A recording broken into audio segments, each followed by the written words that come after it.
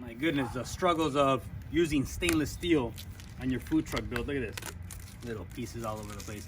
On today's video on how to build your food truck with me, Frank Baltier's, we're building out Big Red.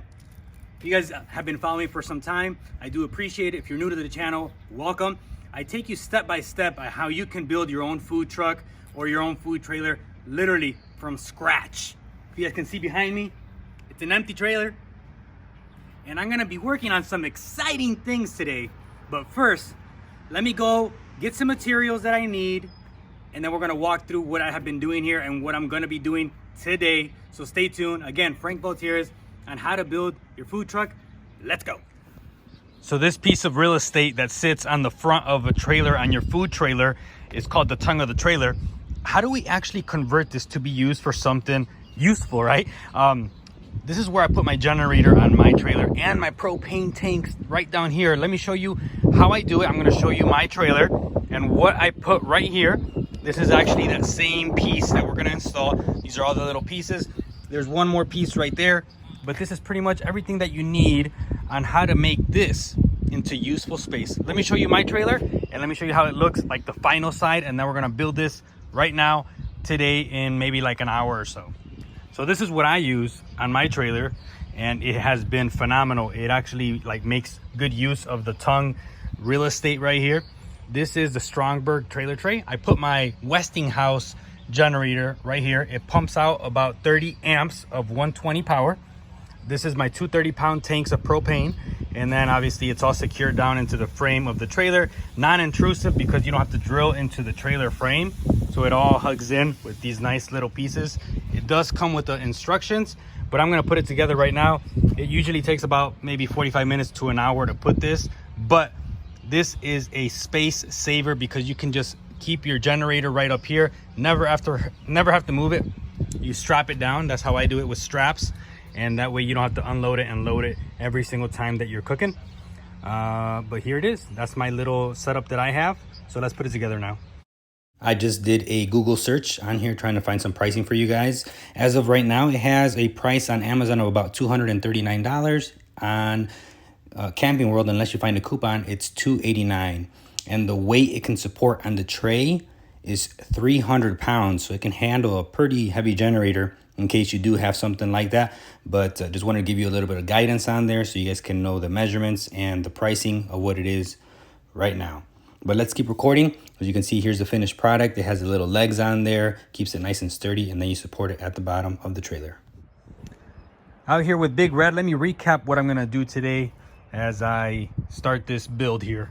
As I said, this is my last one I will ever do. I will be available to help you guys out with comments and questions, but I will not build another one.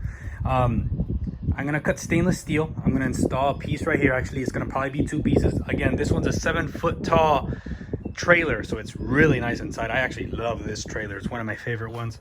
So I'm gonna install that piece right there that goes behind the cooking equipment. So that's what I'm gonna be working on. I just wanted to show you that so that way we're on the same page of what I'm doing. So 10 feet piece, and then I'm gonna go up about 5-6 feet. That way it covers everything back there of the cooking equipment.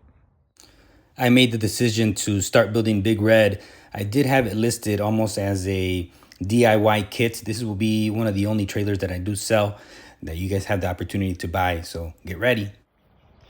Look at all this trash out here. It's demo day. And what I'm doing is I'm removing all the old trim pieces and everything from this trailer, trying to clean it up so I can install the walls. I'm gonna do the walls here first because I have all this stuff inside and I have nowhere to store it. Look at all this. I have the hood in here. Everything pretty much is here. The hood, I have the FRP pieces right down here. So what I'm doing is I'm gonna install the stainless steel there, since this is where the cooking side is. The FRP is gonna go over here, and then I'm gonna put the 3-compartment sink. There's really not a way of a sequence of events of how I'm putting this together. As I mentioned on a previous video, I'm just kind of taking it as the days give me the opportunity. So today I'm working on demo, putting up the stainless steel right here, and I'm gonna work it just a little bit up top right there, and then some FRP over here. So that's what we're working on today. So let's keep on demoing. The fun part about demoing, look at down here, I have this glue that comes with like that little piece of trim. So I have to remove that. That way it's not in my way when I'm installing the stainless steel and the FRP. And I'm gonna vacuum all this up. But you can see there, that's all the residue that's left from the trim. I'm cleaning everything up. I'm gonna take out that gray piece, sorry, that silver piece as well. That goes to the trash. Pretty much everything here goes to the trash, like all the trim pieces. The ceiling, I'm gonna put insulation, and then I'm gonna put a little backer board and then some FRP right up top. But all those little trim pieces you see, those are all getting trashed because there's really no use for them unless you guys know of one. But I don't. So that's kind of the update. Look at that red window, it looks really nice. I love how that thing turned out. It's a real nice looking window. You can order in different colors too. It's just a little bit of an upcharge, but that's an option to have. It's real nice. The pricing on the stainless steel sheet, that big one that you see on top, was about $350. The rest is scraps that I had. So total, I would say it's maybe about 600 bucks that I spent with all the dividers and all that fun stuff that makes this look really nice. It seems like when you start demoing, there's always something else to demo, because tomorrow I want to start on, I don't know if I'm going to start on the ceilings or if I'm going to start on the walls. I've already started on the stainless steel right here, but I'm removing these trailer lights. These are the 12-volt interior trailer lights that come factory installed. It comes with that little yellow wire, which is a switch leg that comes, you see it right there, and that feeds right into this switch that's right here. So we're going to remove this. It has another one right back here, if you can see it. That one's for a light in the back of the trailer. Actually, I might keep that one. I just kind of stick the wires out and then I put it right back on top of the stainless steel. This one obviously would be FRP, but this one's nice because there's a light right over there. It's a nice little bar light that if you're outside, then you're able to turn it on whenever your trailer is plugged in. So I might keep that one, but other than that, there's going to be FRP, and just demoing away. That's what I'm working on right now. Right here, what I did is I installed the Reliance. This one is a PB50 because it's a 50 amp plug. You guys can see there. And how I ran the wire is right underneath there. You guys can see it all underneath the trailer. Oh, right there, sorry. Right there, all underneath, on down to the other side. And then I just attached it with these rubber one-hole straps right there. And that's how I ran to the back of the trailer where it's gonna feed the breaker panel. But this is what I use. That feeds right into the generator, which is going to be right there on the generator tray. I use the Westinghouse one, but this can handle up to 50 amps. That's why I use 6 gauge wire, copper.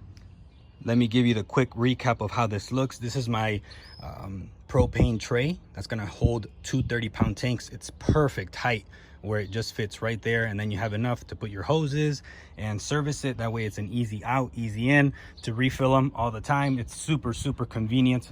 This is how this looks. It's pretty sturdy, as you guys can see. Look at that.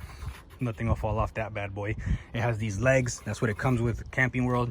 And then it has like these little hugger screws right there where it holds on to this part, and that way it stays nice and secure.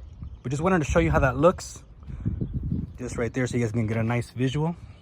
And again, there's my generator plug, all the fun stuff that you need to power up and to power up your cooking equipment if you're using propane, which I recommend, because if you use electric, you're gonna be using a lot of electricity and a big old generator.